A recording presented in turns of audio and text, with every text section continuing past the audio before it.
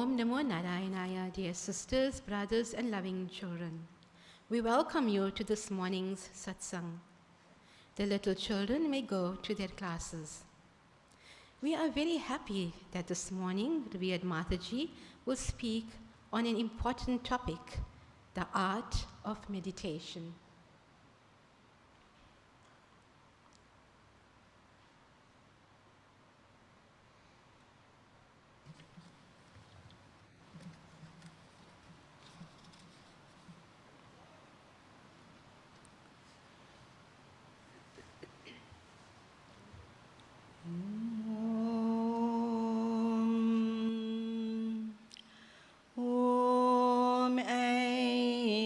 सर्वदेवदेवी स्वरूपाय श्रीरामकृष्णाय नमः.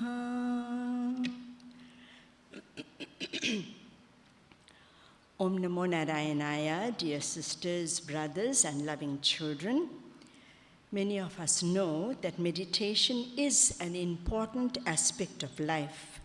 Yet, not many practice it, or I should say, not everyone practices it.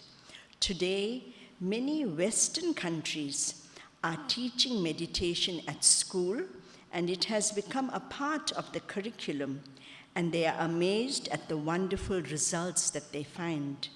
It is beneficial to learn the art of meditation because we learn to focus on our work, on anything that we are doing, and also we learn to feel the presence of the divine within us. So this morning, the topic on meditation is infinite. We can talk about it for the rest of our lives, for births after births, but we can never exhaust the ideas on meditation. So this morning we will discuss 3 simple aspects, and that too we can only touch on them. Why must we meditate? The prerequisites that help us to progress or improve our meditation, and finally some simple guidelines to meditation. Why must we meditate? God is seated in our hearts, but we cannot see him because our minds and senses are directed outward. The outside world is very beautiful, very attractive, but unfortunately, nothing here lasts forever. The only eternal being is God, who is right within us. Our scriptures and saints advise us that when we direct our minds and senses within, we can see the light of God, or the Atman. Many have experienced this reality, so we know for sure that it is true. There is a higher aspect to our being. The body, mind, and intellect change constantly and are therefore unreal. Yet we focus on these, what we can see, feel, and touch. We focus on that. We forget about the Atman, or the soul within.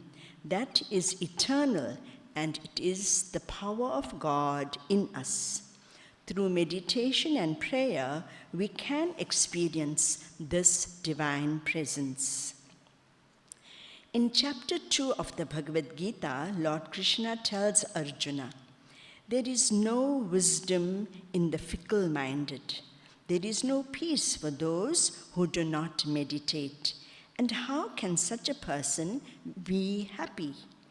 Great saints are always happy because they derive joy from God within.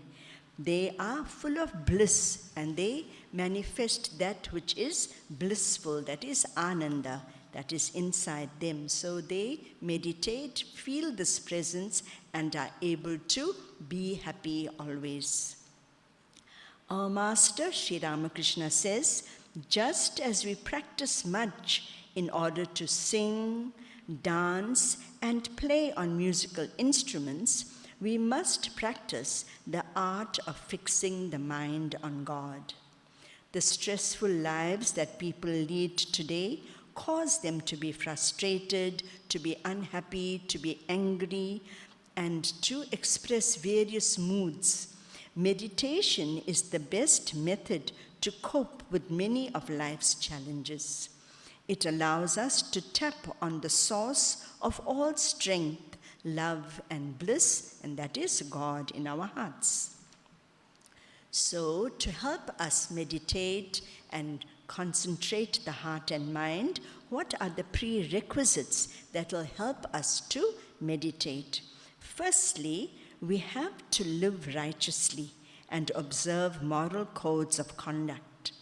Be truthful, helpful, patient, compassionate, and understanding. We all notice very often people send beautiful sayings to everybody, but let something happen and we see how they react. So it is important for it to become a part of ourselves. Be truthful and helpful, then the mind will not be restless. Just as we choose the things in our home to make it look beautiful, we must choose the ideas that we like to take in through our minds and senses so that the mind is not cluttered with unnecessary thoughts which cause restlessness. Even in eating and sleeping, we have to be moderate, neither too much nor too little. Then the body is comfortable. Practice meditation every day. Like Holy Mother says, whether we like it or not, whether we feel inclined to it or not, we should sit in meditation for a few moments every day. This practice itself will soon make us enjoy it and benefit from it. We must not think that we will meditate when all my work is finished. We know that that never happens. At the right time, leave all the work and sit to meditate. If we cannot concentrate on God when we sit down to meditate, we find that the mind is sort of jumping all over, then become a witness. Watch the mind. Look and see how the mind is behaving. Feel that you are not the mind. Those thoughts are not you.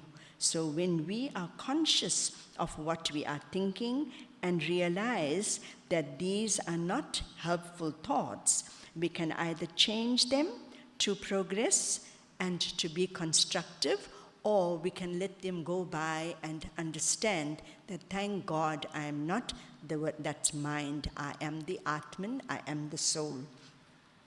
The mind often behaves like an energetic child that cannot sit still. Even Arjuna complained to Lord Krishna, "O Krishna, the mind is restless, turbulent, strong, and obstinate. It is as hard to control as the wind." And the Lord, being an expert teacher, agrees with Arjuna. He says, "Yes, Arjuna, you are right. The mind is restless. But there is a way to control the mind, and that is through practice and non-attachment. By practicing, we can control the mind. Yoga is difficult for those who cannot control themselves, but it is easy for those who strive by the right means. Shri Krishna Bhagavan then explains how one should gradually withdraw the mind from the senses and fix it on God within. Our Guruji, revered Big Swamiji, used to say that when you are helping a child, a restless child or a naughty child, don't tell the child, don't do this or don't do that. Show the child a ball or something to take the mind away from what the child is doing that is not right. So show the child something else, direct the mind some way else. Similarly, we can direct the mind to the feet of God, telling the mind, "Oh mind, you will not get joy anywhere else outside. Come and sit at the feet of the Lord."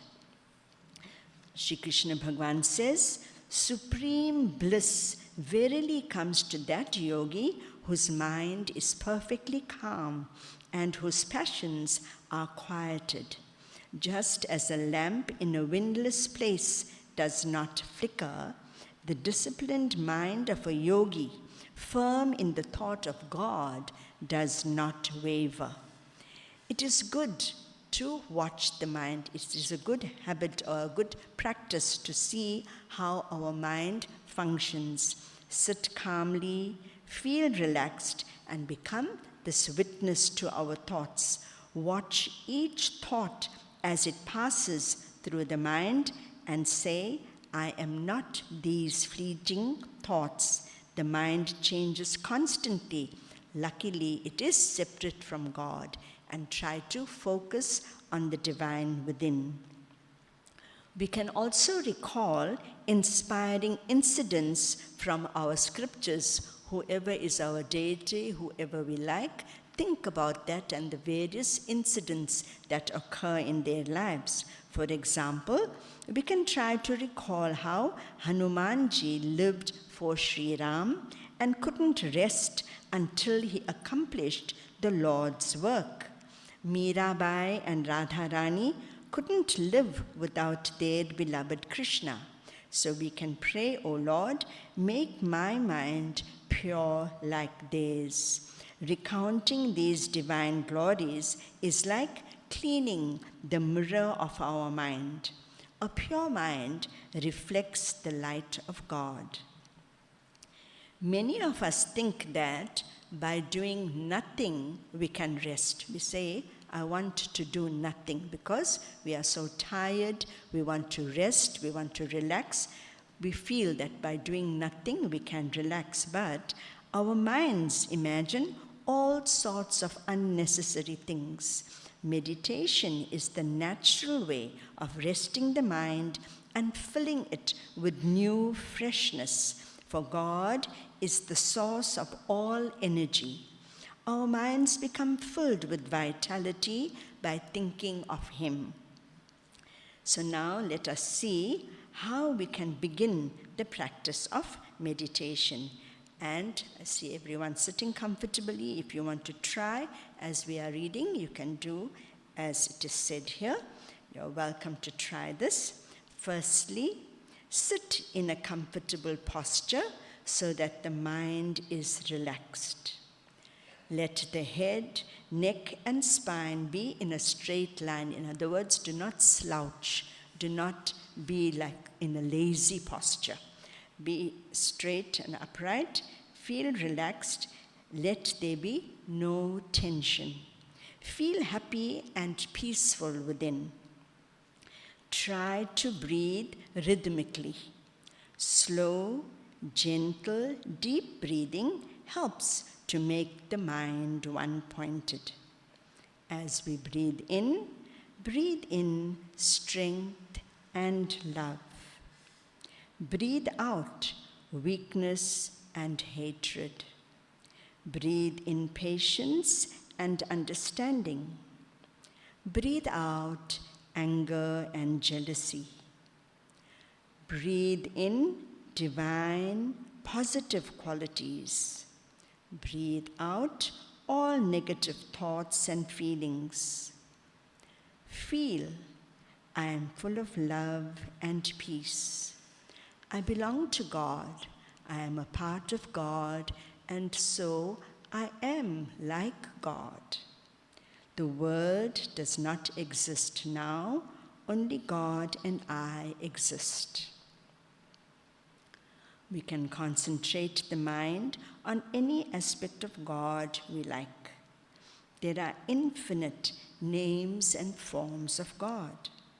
We can visualize a form of God that we love best, or any natural, beautiful scene like pretty, colorful flowers, or beautiful waterfalls in the mountains, or the infinite clear blue sky with the golden rays of the sun shining brightly. The beauty of nature reminds us of God's beauty. Choose that which pleases us the most.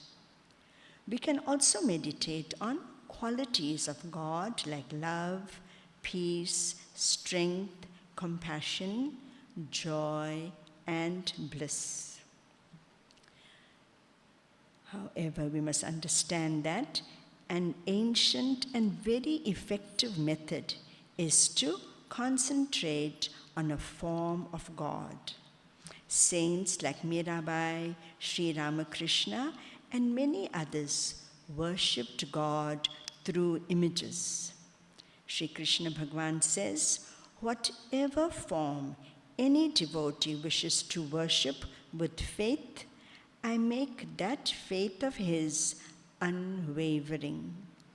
O Arjuna, greater is their difficulty whose minds are set on the unmanifest.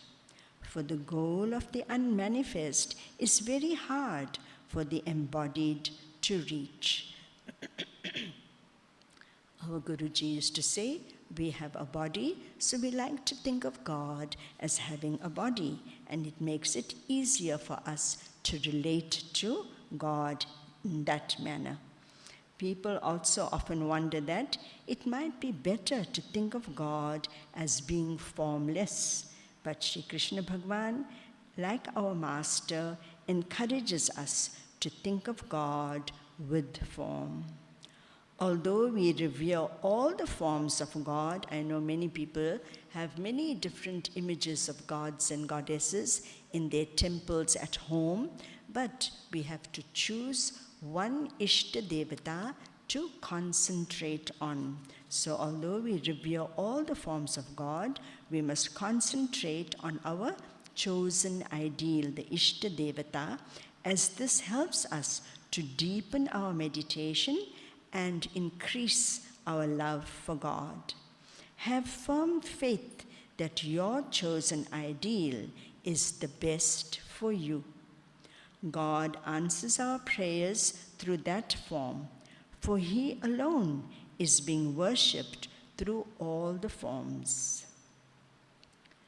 In the early stages of meditation, it is helpful to look lovingly at the beautiful picture of our Ishta Devata, because we know that the mind becomes restless, and when we close our eyes, we do not feel anything or see anything. So, Master said, Mother Sharda said, I am in my picture. So naturally, whichever aspect of God we pray to, that is living in that photograph. It is not just a photograph.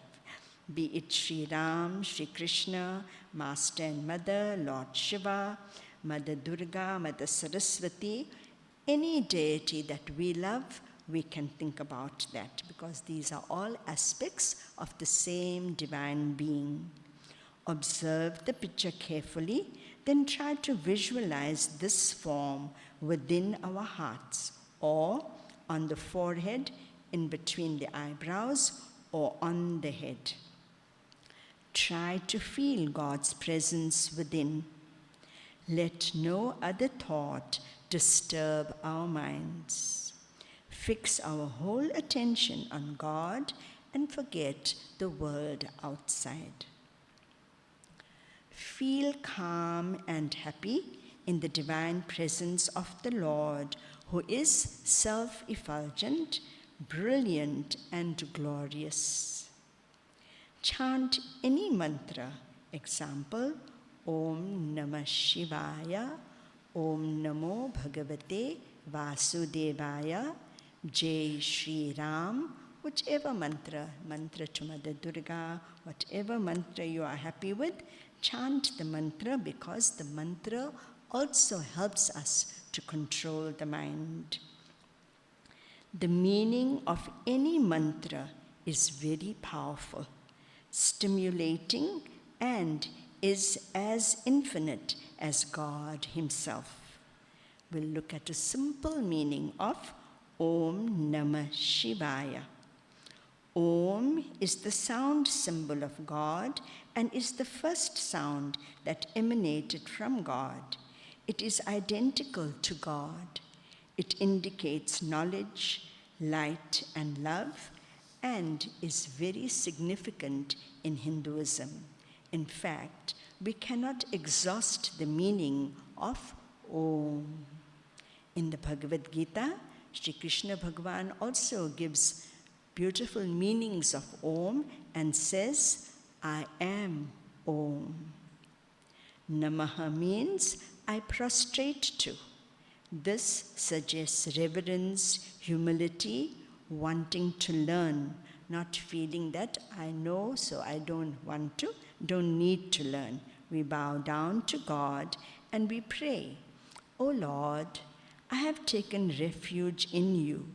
Please protect me, bless me, give me knowledge and wisdom. In ignorance, O Lord, I may leave you, but please do not leave me. As we say Namaha, feel that we are touching the Lord's feet with our head. Our head is touching the Lord's feet, and the Lord is blessing us. Shivaya indicates Om Namah Shivaya. Shivaya indicates auspiciousness, peace, and blessedness. It suggests everything that is pure, holy, and progressive. When we fill our minds with these divine thoughts, there can be no place for sadness, depression, anger, animosity, or anything negative. We help ourselves by imbibing this positive energy. What we have to remember is that only we can help ourselves. We can feel God is my father and mother. He is my only true friend because He never leaves me. He is eternal, constant, and the ultimate resting place of this universe. God permeates my entire being. He or she or it, because that power is so infinite, we cannot limit it. So that power is inside me and outside me. There is no way that it is not. The Atman in me is the same as Paramatman, the Supreme Reality. My real nature is Satchid Ananda, existence, knowledge, and bliss absolute. I am the Atman. I am full of love and peace. I am full of peace.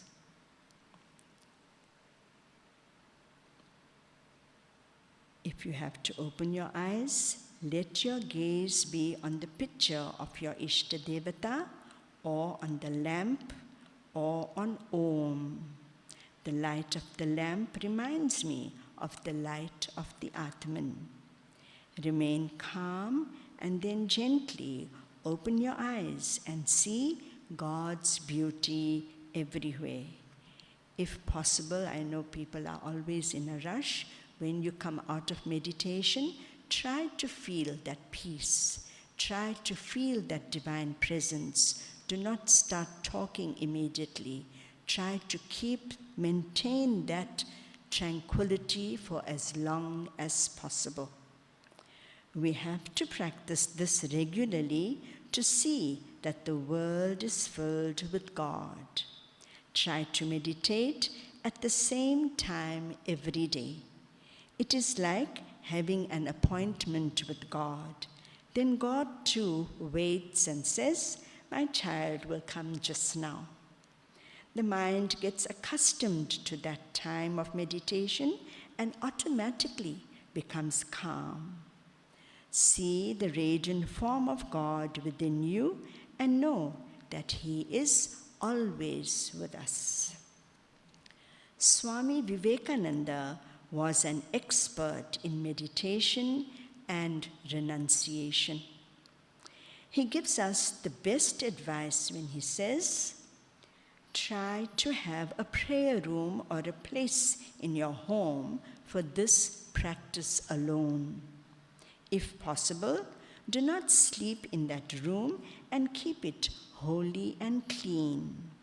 You must not enter that room until you have had a bath and are clean in body and mind. You may place pictures of gods and goddesses and decorate them with flowers. These are the best surroundings for a yogi. Burn incense in the morning and evening. Have no quarreling there, no anger, nor any unholy thoughts in that room. Then gradually there will be an atmosphere of holiness, so that when you are miserable or sad or uncomfortable, and when your mind is disturbed, the very thought of entering that room will make you calm. By keeping holy vibrations there, the room becomes like a temple and remains illumined. If it is not possible to have a separate room, we can practice meditation in any convenient area in our home. Our surroundings must help us to concentrate on God. By creating a serene, holy atmosphere, the mind relaxes and thinks of God easily. By practicing meditation daily, we experience inner transformation and feel empowered to face our challenges. We feel peaceful and are content. When we talk about practicing meditation and feeling that inner transformation, very recently, somebody told a young person that, why don't you come back to our place? It will be more convenient for you. He says, I cannot leave the ashram. I have become a changed person. From the time I have started coming, I am a different person. So I cannot leave the ashram. Through God's grace, may we be encouraged to go forward and progress holistically. May the Lord help us so that we can meditate every day, starting with a few minutes and increasing the time. As we feel peace and joy, we can increase the time. Jai Shri Ramakrishna. Om Shanti, Shanti, Shanti. Shri Ramakrishna Arpanam Astu.